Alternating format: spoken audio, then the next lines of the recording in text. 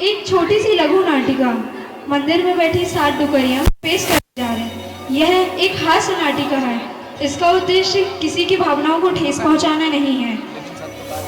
आजकल का परिवेश वर्तमान में ऐसा हो चुका है कि हम सभी मंदिर तो आते हैं, पर देवशास्त्र गुरु की भक्ति से ज़्यादा यहाँ वहाँ की बातों में लगता है। यहाँ सास बहू की लड़ाइयाँ, घर की बुराइयाँ और खाने में क्या बना है, ये 3 टॉपिक मोस्ट फेवरेट हैं। तो कौन कितना घर से काम करके आया है और कौन कितना जाकर करेगा, हम सभी मंदिर में ये चर्चाएं जरूर करते हैं। यहाँ पर शायद ही कोई ऐसा व्यक्ति होगा जो पूरी तरह से देवशास्त्र गुरु की भक्ति में रमता हो। तो आइए जोरदार तालियों से शुरुआत करते हैं इस हास्य नाटिका।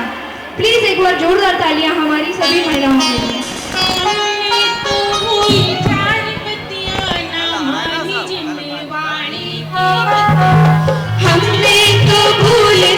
बतिया ना मानी जिनवाणी की बतिया, तो भूल 4 बतिया ना मानी जिनवाणी की।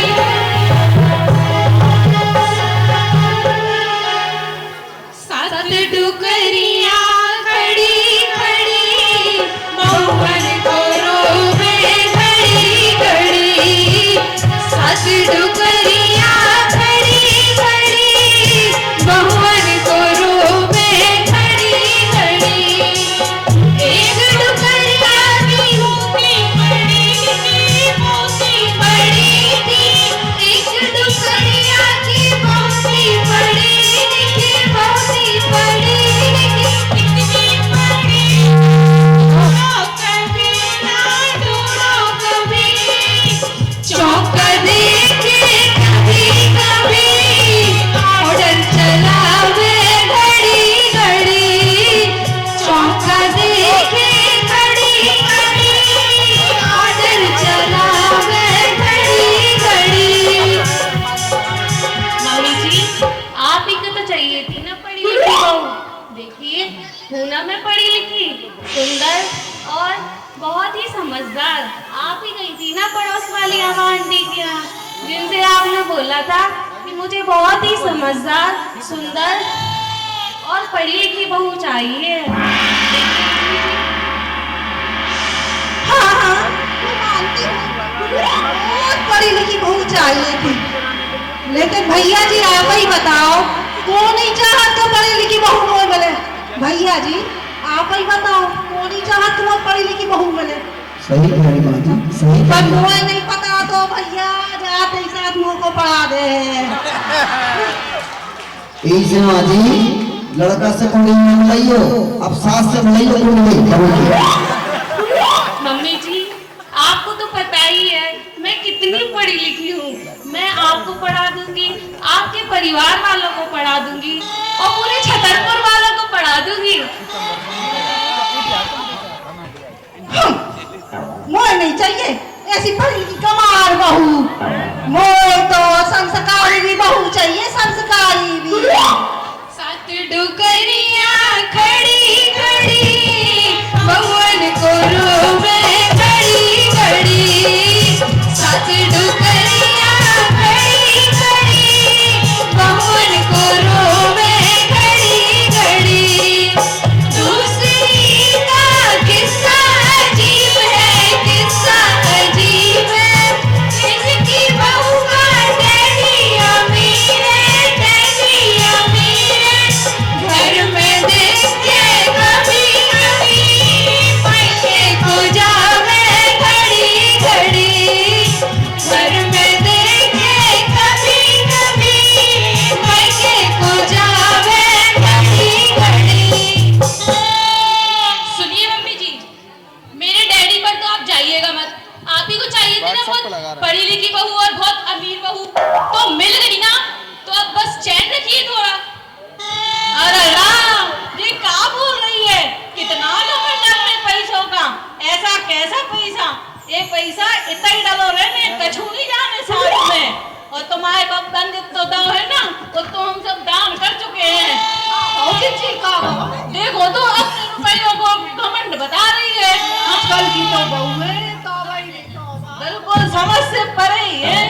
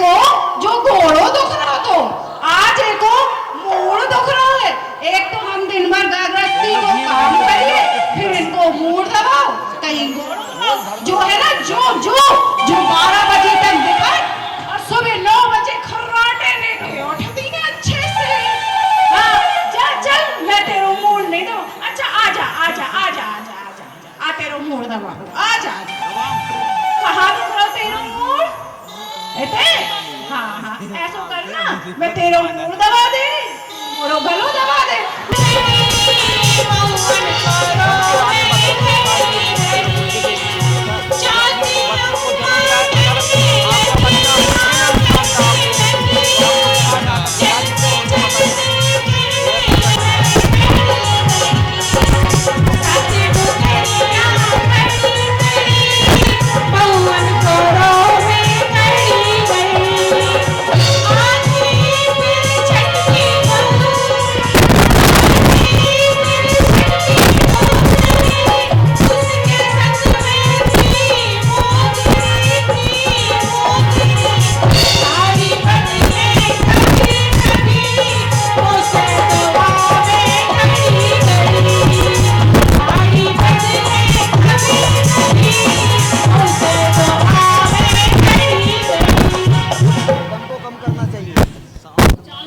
अरे मम्मी जी सुनती हो, मैं ऑफिस जा रही हूँ, मेरी सारी कपड़े अच्छे से धो देना।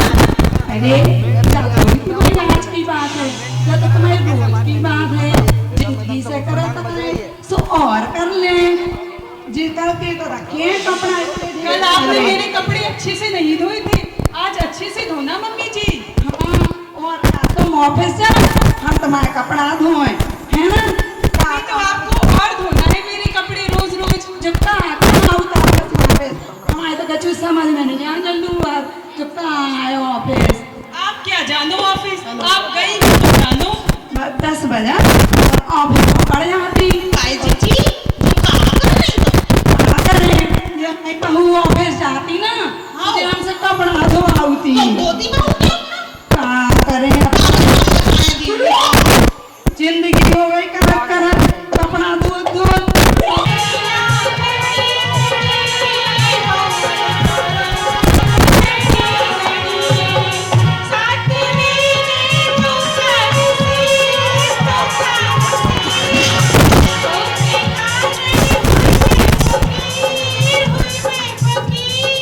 आपको नहीं पता सुधा सागर महाराज जी ने क्या कहा है? क्या कहा है सुधा सागर महाराज जी ने कहा है कि जिनकी 2 बेटियां होती हैं या 2 से ज्यादा बेटियां होती हैं, हमें उनका सम्मान करना चाहिए और हाँ, उन्हें पुरस्कारित भी करना चाहिए।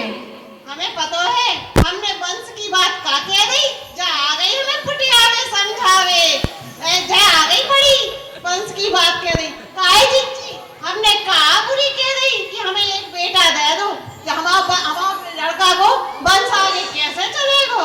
आप ही लोग बताओ, का लड़कियों से वंश चला थे कि लड़कन से वंश चला थे? जा आ गई मैं समझावे फुटियावे। और रही जा तो सही कह रही जी, वंश तो लड़कों ही से चला थे वो। आप ही बताओ, हमने कुछ गलत बात कही थी क्या? और जब आप जाइए वैसी है पुरस्कार की बात, तो तुम हमें वंश सलामत दे दो, हम तुम्हें पुरस्कार में 9 लाख हार दे देंगे।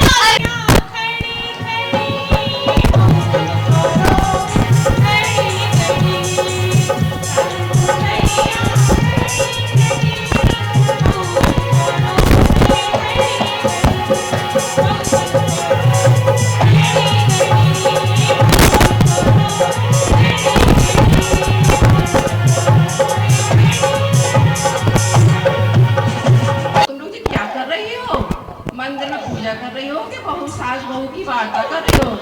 जी हम का बताएं, इनकी बहू की बहू आ गई हमारी तो ऐसी बहू है। इनकी आ गई सुबह, इन्हें खावे नहीं दे रही।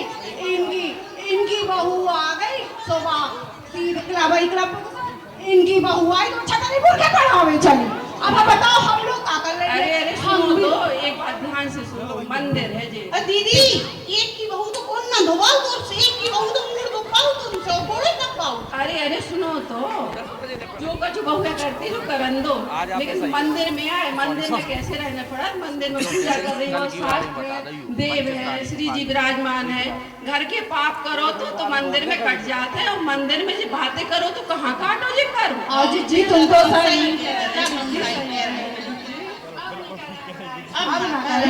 बहू में भी तो कोई की बेटियां हैं, अच्छे समझा के रखा करो। आप तुम सही कह रही हो। हाँ जीजी भाई, अब हम अपनी बहू से अच्छे से रख लिया, अच्छे से रख लिया। आप सुनो, बहुएं भी मंदिर में कायदे से आए, जो जीन्स वगैरह पहन के मत आया करो मंदिर में बेटा। जी एक बार तो और बोलो, बहुओं ने सुनी नहीं है अब। अरे बेटा हर रोज मंदिर में जीन्स पहन के नहीं आते, साड़ियाँ पहन के आते मंदिर में।